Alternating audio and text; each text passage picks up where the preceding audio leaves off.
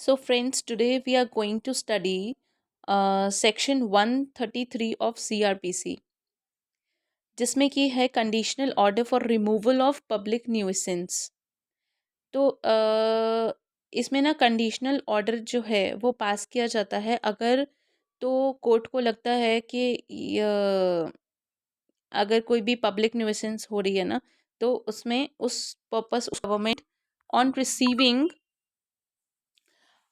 on receiving the report of a police officer or other information, and on taking such evidence, if any, as he think fit considered।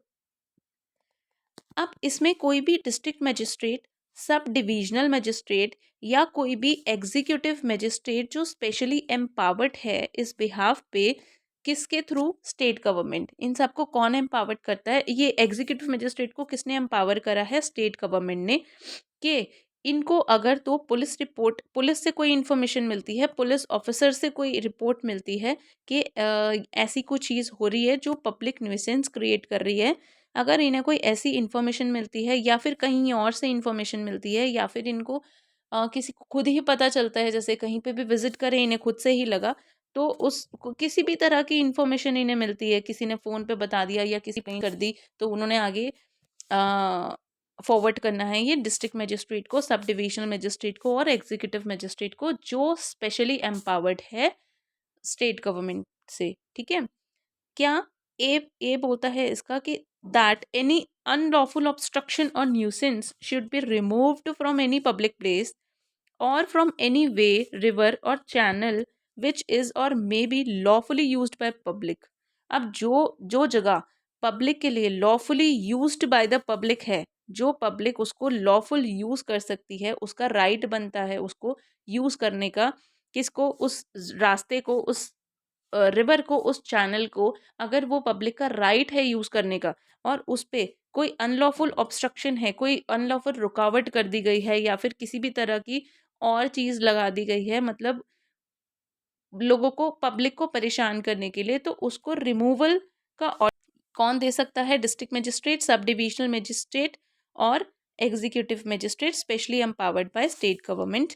और देखिए अब next में आते हैं B part में। B में बोल रहा है that the conduct of any trade, अब कोई भी ऐसा ट्रेड चला रहा है या ऑक्यूपेशन है किसी का, ठीक है, या फिर कीपिंग ऑफ एनी गुड और मर्चेंडाइज जो is injurious to the health or physical comfort of the community, and that in consequence such or occupation should be prohibited should be prohibited or regulated, or such goods or occupation or such goods or merchandise should be removed or keeping thereof regulated। अच्छा देखिए, इसमें है कि अगर कोई बंदा कोई किसी तरह का ट्रेड कर रहा है, ऑक्यूपेशन कर रहा है, कोई बिजनेस चला रहा है, ठीक है, और उससे अगर तो किसी मतलब कम्युनिटी की, बहुत सारे लोगों को कंफर्ट में प्रॉब्लम है, ठीक है, उनके हेल्थ के ऊपर बात आ जाती है, अगर तो उनके हेल्थ में कोई इशू आ सकता है, ठीक है, तो उससे क्या होगा? उसको उसी टाइम रोकना पड़ेगा, उसको रोकना बहुत ज़रूरी है क्योंकि इसमें लोगों की हेल्थ का सवाल है, ठीक है, किसी भी चीज़ से इंजीरियस टू हेल्थ और फिजिकल कंफर्ट जो है ना लोगों की, कम्युनिटी की, वो प्रॉब्लम में है, तो उसका कॉन्सिक्वेंस ये होगा कि उस ट्रेड को या ऑक्यूपेशन को रिमूव, प्रोहिबिटेड किया जाएगा, ठीक है, रिमूव किया जाएगा उस ऐसे गुड्स को जो पब्लिक की हेल्थ के लिए खराब हैं। ठीक है, सी इसका क्लॉज देखते हैं हम। That the construction of any building or disposal of any substance as is likely to occasion conflagration or explosion should be prevented or stopped. अगर कोई भी ऐसी कंस्ट्रक्शन हो रही है बिल्डिंग की या फिर किसी चीज़ का डिस्पोजल किया जा रहा है, किसी भी सब्सटेंस का डिस्पोजल किया जा रहा है अगर, तो अगर वो रिजल्ट करता है किसी तरह का, कोई ब्लास्ट हो सकता है या फिर वो बिल्डिंग गिर सकती है, तो उसको उसी टाइम पे प्रिवेंट करना चाहिए, स्टॉप करना चाहिए, रोकना चाहिए। ठीक है, इसके डी पार्ट में आते हैं हम, डी क्लॉज में। That any building, tent or structure or any tree is in such a condition that it is likely to fall and thereby cause injury to persons living or carrying on business in the neighbourhood or passing by, and that in consequence the removal, repair or support of such building, tent or structure और the removal और support of such building is necessary. अब इसमें क्या है जी, कोई building खड़ी कर दी, कोई टेंट लगा दिया, कोई ऐसा स्ट्रक्चर खड़ा कर दिया, या फिर कोई ऐसा ट्री है जो इस कंडीशन में है कि वो गिर सकता है और उससे जो है इंजरी कॉज हो सकती है किसको, जो पर्सन वहाँ रह रहे हैं, जो पर्सन वहाँ पे काम कर रहे हैं, नेबर में हैं या फिर वहाँ से गुजर रहे हैं, पास ऑन कर रहे हैं। ठीक है, अब उसका कॉन्सिक्वेंस क्या होगा, उसका या तो उसको रिमूव किया जाए या फिर उसको रिपेयर किया जाए या फिर उसके साथ में कोई सपोर्ट लगाया जाए इस तरह से, ताकि वो उसको मतलब रोकने, गिरने से रोक सके। ठीक है, अब उसको गिरने से जो है वो रोक सके। ठीक है, तो ये तो बहुत इम्पोर्टेंट एक एस्पेक्ट है। ठीक है,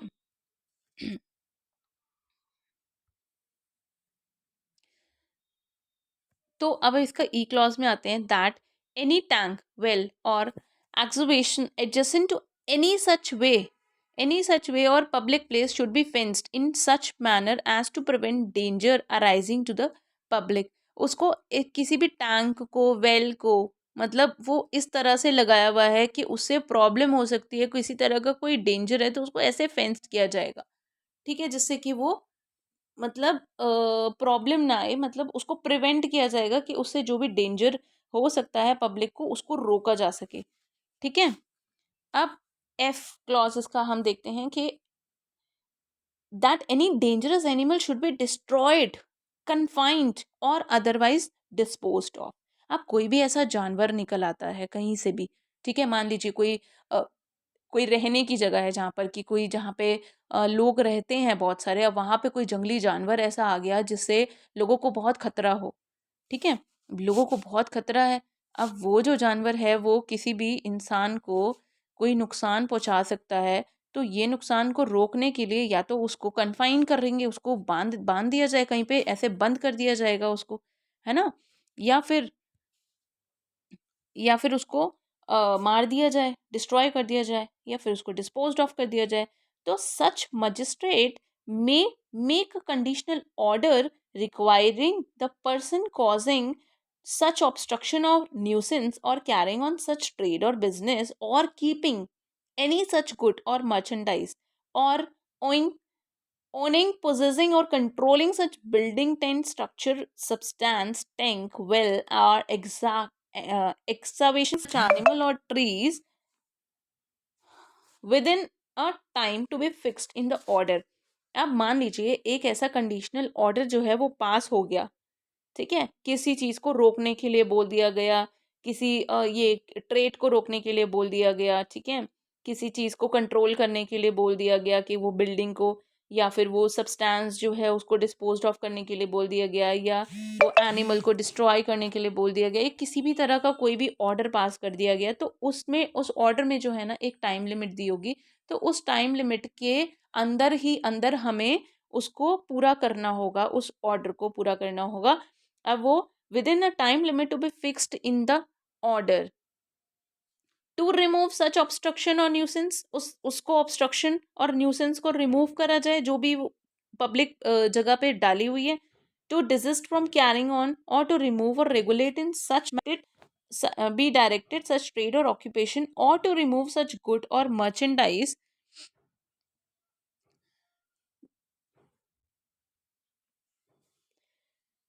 or to regulate the keeping thereof in such manner as may be directed, up to prevent or stop the construction of such building or to alter the disposal of such substance। ठीक है, अब वो construction कोई ऐसी building की हो रही है जिससे पब्लिक न्यूसेंस हो रहा है तो उसको रोका जा सके। ठीक है, अब डिस्पोजल करना चाहिए उस सब्सटेंस का। ठीक है, अब फोर्थ है टू रिमूव, रिपेयर और support such building, tent or structure और टू रिमूव और सपोर्ट सच ट्री। ट्री है इस पोजीशन में कि वो गिर सकता है, तो उसको या तो रिमूव किया जाए या उसे रिपेयर किया जाए या फिर उसका कोई सपोर्ट लगाया जाए। ठीक है जी, अब फिफ्थ है इसका, to fence such tank, well और एक्सवेशन। ठीक है, टू डिस्ट्रॉय, कन्फाइन और dispose of such dangerous animal in manner provided in the said order. ठीक है, जो उस ऑर्डर में, जैसा उस ऑर्डर में लिखा है ना, within that time period you have to follow that order and you have to do those things which is mentioned in that order. You have to follow all that instructions. Or if he objects so to do, to appear before himself or some other executive magistrate subordinate to him at the time and place to be fixed by the order, and show cause in the manner hereinafter provided, why the order should not be made absolute. अब अगर वो object कब है, public place include क्या क्या include करती है? Public place includes property belonging to the state, camping grounds, and ground left unoccupied for sanitary और recreative purposes. अब पब्लिक प्लेस का मतलब है किसी भी प्रॉपर्टी जो बिलोंग करती है स्टेट से, कोई कैंपिंग ग्राउंड है या फिर कोई ग्राउंड जो है अनऑक्यूपाइड छोड़ दिया गया है for the purpose of sanitary और रिक्रिएटिव पर्पसेस के लिए छोड़ दिया गया है अगर, ठीक है। अब नेक्स्ट है कि ये ना मैजिस्ट्रेट जो है ना, जो इनमें कंडीशनल ऑर्डर पास होते हैं ना अंडर सेक्शन 33 में, उसमें मैजिस्ट्रेट जो है वो एविडेंसेस लेने को बाउंड नहीं होता, ये पूरी तरह से एक्स पार्टी प्रोसीडिंग होती है, ठीक है, क्योंकि उसको रोकने के लिए हमें ऑर्डर पास करना ही होता है।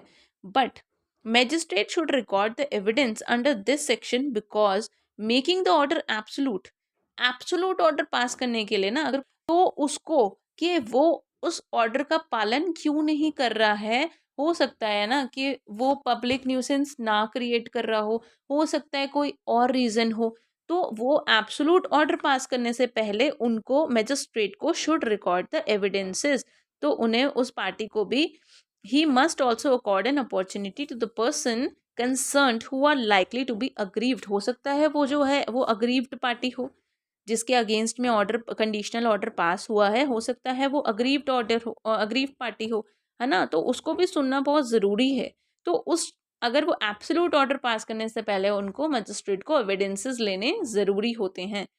The proceeding under section 133 are more or less summary and it can not be kept pending for a long time, ये एक समरी वे में होती है, ठीक है, और इसको ज़्यादा टाइम के लिए डिले में नहीं रख सकते, इसको हमने जल्दी से जल्दी सॉर्ट करना चाहिए। और हाँ, ये बात का ध्यान रखिए कि ये सेक्शन 133 सेक्शन जो है ना, ये पब्लिक न्यूसेंस से डील करता है, ना कि प्राइवेट न्यूसेंस से। नेक्स्ट है सेक्शन 134, जो सेक्शन 134 है ना, वो कहता है सर्विसेज, इसका जो सेक्शन 134 है ना, 134 बोलता है service or notification of order, service or notification of order, ठीक है, the order shall if practicable be served on the person against whom it is made in the manner herein provided for service of summon. अब इसमें जिसके against में वो order किया गया है ना, अब उसको सर्विस समन भी तो भेजेंगे ना हम, नोटिस उसको कैसे जाएगा कि हम इसमें कंडीशनल ऑर्डर पास कर रहे हैं कि ये जो है पब्लिक न्यूसेंस हो रहा है और इसको रिमूव करना बहुत ज़रूरी है, तो उसके लिए उसको उस बंदे को पता भी तो होना चाहिए ना कि भाई हम मेरे अगेंस्ट में कोई नोटिस जारी हुआ है ना।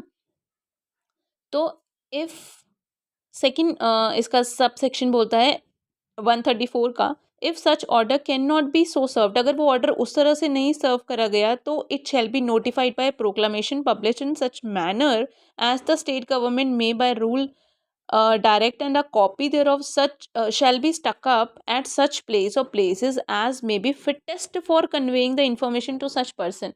बस अगर उसको सर्विसेज ऑफ समन नहीं करी गई तो इस तरह से उसको उसके नोटिस में लाना है हमने वो चीज़ कि वो नोटिस में है, कि उसको वो इन्फॉर्मेशन मिल जाए कि उसके अगेंस्ट में ये नोटिस जारी हो चुका है और उसको प्रेजेंट होना है। अब इसका आता है सेक्शन 135। 135 है person to whom order is address to obey और शो कॉज। अब वो बंदे को जो ऑर्डर है ना उसको वो एड्रेस्ड करता है, वो ऑर्डर में ये मेंशन्ड है कि उसको वो ओबे करना पड़ेगा और अपना शो कॉज प्रेजेंट करना पड़ेगा। The person against whom such order is made shall, अब उसको क्या करना है, perform within the time and in manner specified in the order the act directed thereby, जो उस ऑर्डर में जैसा उस ऑर्डर में लिखा है ना वैसा उसको परफॉर्म करना है उतने ही टाइम लिमिट में और उसी मैनर में उसको वो चीज़ें प्रोवाइड करवानी है, ठीक है, प्रेजेंट करना है। अपीयर होना है उसको, appear in accordance with such order and show cause against the same, उसको उस ऑर्डर के अकॉर्डिंग अपीयर होना है, ठीक है। 136 बोलता है consequences of failing to do so. अब अगर वो उस ऑर्डर के अकॉर्डिंग नहीं प्रेजेंट होता, नहीं अपीयर होता कोर्ट में मजिस्ट्रेट के सामने, तो वो क्या होगा, उसको वो ओबे नहीं करता, वो ऑर्डर का पालन ही नहीं करता, जो उस ऑर्डर में लिखा गया ना उसके अकॉर्डिंग वो करता ही नहीं चीज़ें, तो उसका कॉन्सिक्वेंस क्या होगा? If such person does not perform such act or appear and show cause he shall be liable to जो पेनल्टी लाइबल है 188 में, आईपीसी के सेक्शन 188 में जो पेनल्टी है ना वो उसको लग जाएगी। अब आते हैं सेक्शन 137 पे। 137 क्या बोलते हैं? Procedure where existence of public right is denied. अब इसमें मैं आपको शॉर्ट में बताती हूँ। देखिए, इसका मतलब है, इसका बहुत ही शॉर्ट वे में मैं आपको बताने की कोशिश करती हूँ कि इसमें है, अगर कोई ऑर्डर पास हुआ है ना अंडर सेक्शन 133 के अंडर में, तो इसमें ये है कि अगर मैजिस्ट्रेट को ये वो बता देता है, वो पर्सन जो है वो ये बता देता है, वो ये बताने में सक्सेसफुल हो जाता है कि भाई ये पब्लिक राइट जो है ना वो नहीं है, ये मेरा अपना राइट है। अगर वो उस उस मतलब डिनायल को एग्जिस्टेंस में ले आता है, मतलब उसको प्रूव कर लेता है, ठीक है, तो ठीक है।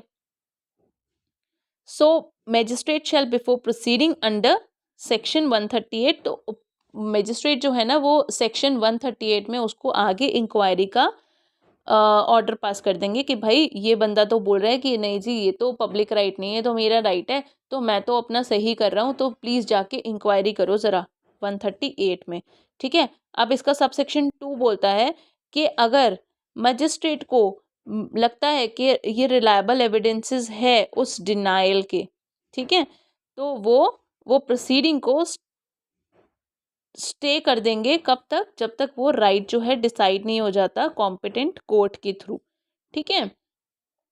और अगर उनको लगता है कि कोई एविडेंसेस नहीं मिला, तो वो 138 में इंक्वायरी को मतलब चलाने देंगे, मतलब 138 में फिर आगे उसकी प्रोसीडिंग्स चालू रहेंगी। A person who has, on being questioned by the magistrate under subsection 1 fail to deny, अब वो फेल हो गया भाई, वो नहीं वो पूरा कर पाया, उसको जो उसने बोला नहीं जी मेरी है, लेकिन वो उसको प्रूव नहीं कर पाया। अब जब वो उसको प्रूव नहीं कर पाया तो क्या होगा? अब वो आगे किसी भी प्रोसीडिंग में ना ये नहीं बोल सकता कि भाई नहीं जी ऐसा नहीं था, क्योंकि वो प्रूव नहीं कर पाया, मतलब कि ये पब्लिक राइट नहीं मेरा राइट है, ये आगे नहीं बोल पाएगा वो, ठीक है। अब 138 में procedure where he appear to show cause, जहाँ पे उसको शो कॉज प्रेजेंट करना होगा। जो ऑर्डर पास हुआ है 133 में, वो उसको उसका show cause against that order उसको शो कॉज प्रेजेंट करना होगा। तो magistrate shall take evidence in the matter as in the summons case, जैसे समन केस में एविडेंसेस लेते हैं ना, उसी तरह से मजिस्ट्रेट जो है अंडर सेक्शन 138 उसके एविडेंसेस लेंगे। If the magistrate is satisfied that the order either as originally made, चाहे वो ओरिजिनली मेड है, चाहे वो मॉडिफिकेशन के थ्रू है, या फिर कोई भी रीजनेबल या फिर प्रॉपर चेंजेस हुए हैं उसमें, या किसी भी तरह का है, ठीक है। If the magistrate is not so satisfied no further proceeding shall be taken into case. अगर मजिस्ट्रेट अब नहीं वो सेटिस्फाई होते तो कोई प्रोसीडिंग नहीं चलेगी उसकी, वो सीधा अपना बोलेंगे भाई इसको हटाओ, या फिर सीधा ऑर्डर पास हो जाएगा। Power of magistrate to direct local investigation and examination of an expert. अब मजिस्ट्रेट के पास ये पावर है कि भाई वो लोकल इन्वेस्टिगेशन करवा सकते हैं, ठीक है। तो वो एक लोकल इन्वेस्टिगेशन के लिए एक पर्सन को, जिनको उनको लगता है कि नहीं ये रिलायबल पर्सन है, उनको वो ऑथराइज कर देंगे कि तुम इसके बारे में इन्वेस्टिगेट करो, ठीक है। 140 में दिया power of magistrate to furnish written instruction. अब वो जो जो उन्होंने अपॉइंट करा है बंदा, ठीक है, जो पर्सन उन्होंने अपॉइंट करा है, वो उसको अंडर सेक्शन 139 में जो अपॉइंट किया था ना पर्सन इंक्वायरी के लिए आगे की, तो उसमें वो उसको रिटन में इंस्ट्रक्शन मेंशन कर सकते हैं कि उनको किस तरह से उनको इसको आगे गाइड, उनकी गाइडेंस के लिए वो पर्सन उसको कैसे आगे फॉलो करेगा, उसको प्रॉपर गाइड कर सकते हैं, डिक्लेयर कर सकते हैं कि उनको कौन कौन सा एक्सपेंस मिलेगा, जो वो पर्सन है जो जिनको अपॉइंट करा है उन्हें कौन से एक्सपेंसेस उन्हें पेड करे जाएंगे। ठीक है। अब वो जो रिपोर्ट बना के देगा ना, वो पर्सन इंक्वायरी में जो जो चीज़ें उन्हें मिली हैं, उसकी जो रिपोर्ट आएगी ना, उसको वो एज अ एविडेंस भी रीड कर सकते हैं। Where the magistrate summon and examine an expert under section 139, the magistrate may direct by whom the cost of such summoning and examination shall be paid. Magistrate ही बताएंगे भाई कौन इसकी जो expert, where the magistrate summons and examine an expert, जो 139 में उन्होंने किया था ना, उसका कौन कैसे पे करेगा चार्जेस, जो भी कॉस्ट आएगी, वो जो भी समन की आएगी या एग्जामिनेशन की आएगी, तो may directed by whom the cost of such summoning and examination shall be paid, वो उसमें डायरेक्ट कर देंगे। जो ये रिटन इंस्ट्रक्शंस है ना, उसी में सब कुछ मेंशन किया जाएगा। 141 में क्या है, procedure on order being made absolute and consequences of disobedience. अब जी देखो, वो पूरा वो प्रोसीजर जो है ना, वो एब्सोल्यूट ऑर्डर कब पास होना है, ठीक है। अब उसका कॉन्सिक्वेंस क्या है, उसकी डिसोबीडियंस का। Where an order has been made absolute under section 136 और 138, उसको फॉलो नहीं किया गया, उस पर पेनल्टी इम्पोज कर दी गई, है ना। अब वो the magistrate shall give notice of the same to the person against whom the order was made and shall further require him to perform the act directed by the order within a time fixed। अब वो उसको दोबारा से उसको बोल रहे हैं कि भाई उसको वो फॉलो करना पड़ेगा, जितने टाइम लिमिट में प्रेस्क्राइब की गई है ना नोटिस में, उसको वो फॉलो करना पड़ेगा। और उसको इन्फॉर्म किया जा रहा है कि अगर तुमने इसको फॉलो नहीं किया तो तुम्हें अंडर सेक्शन 188 में पेनल्टी इम्पोज कर दी जाएगी, जो तुम्हें पे करनी पड़ेगी। If such an act is not performed within, अब वो परफॉर्म नहीं किया गया अगर, magistrate may cause it to be performed and may recover the cost of performing it either by the sale of any building, goods or other property removed by his order, or by the distress or sale of any movable property of such person, or without such magistrate local jurisdiction, and if such other property is without such jurisdiction, the order shall authorize its attachment and sale when endorsed by magistrate within which within whose local jurisdiction the property to be attached is found। तो अगर वो उसको consequences में क्या आएगा भाई, उसको cost recover करनी है अब हमें, ठीक है। वो तो उसकी बिल्डिंग बेच के कर देंगे, या कोई मूवेबल प्रॉपर्टी है उसकी, उसको बेच करके कर देंगे। अगर वो किसी और जुरिस्डिक्शन में, तो हम ऑर्डर पास कर देंगे, है ना। No suit shall lie in respect of anything done in good faith under this section. अब 142 में इंजंक्शन पेंडिंग इंक्वायरी। अब देखिए पेंडिंग इंक्वायरी है, लेकिन मजिस्ट्रेट को लगता है नहीं जी, इसका इंजंक्शन ऑर्डर तो देना पड़ेगा, नहीं तो पब्लिक को हार्म हो सकता है, किसी भी तरह का बहुत गंदा नुकसान हो सकता है जो हम रिकवर भी नहीं कर पाएंगे। तो उसको रोकने के लिए उनको इमिनिएंट डेंजर है अगर किसी भी चीज़ का, और बहुत injury serious kind of to the public होने वाली है, तो वो उसको इमिजिएटली इंजंक्शन का ऑर्डर पास कर सकते हैं। 143 में है, मजिस्ट्रेट में प्रोहिबिटेड रिपीटेशन और continuance of public nuisance. Magistrate जो है ना, वो डायरेक्ट कर सकते हैं उसको कि भाई अब तुम इसको may order any person not to repeat or continue a public nuisance as defined in the Indian Penal Code or any special or local law. वो उसको ऑर्डर कर सकते हैं कि तुम किसी तरह की पब्लिक न्यूसेंस रिपीट अब नहीं कर सकते और इसको कंटिन्यू नहीं कर सकते हो, ठीक है। तो ये सारी चीज़ें हमें देखनी पड़ेंगी इसमें कि भाई पब्लिक न्यूसेंस के लिए ऑर्डर्स पास कर सकते हैं, कौन कर सकते हैं, district magistrate, sub divisional magistrate और एनी अदर एग्जीक्यूटिव मजिस्ट्रेट जो स्पेशली एम्पावर्ड हैं in this behalf by the state government. इनको फॉलो करना बहुत ज़रूरी है। कंडीशनल ऑर्डर्स को नहीं किया जाएगा तो पेनल्टी इम्पोज कर दी जाएगी अंडर सेक्शन 188 ऑफ आईपीसी, ठीक है। तो प्लीज़ ये बहुत इम्पोर्टेंट है, और आई होप ये समझ आ गया हो आपको। तो थैंक यू सो मच।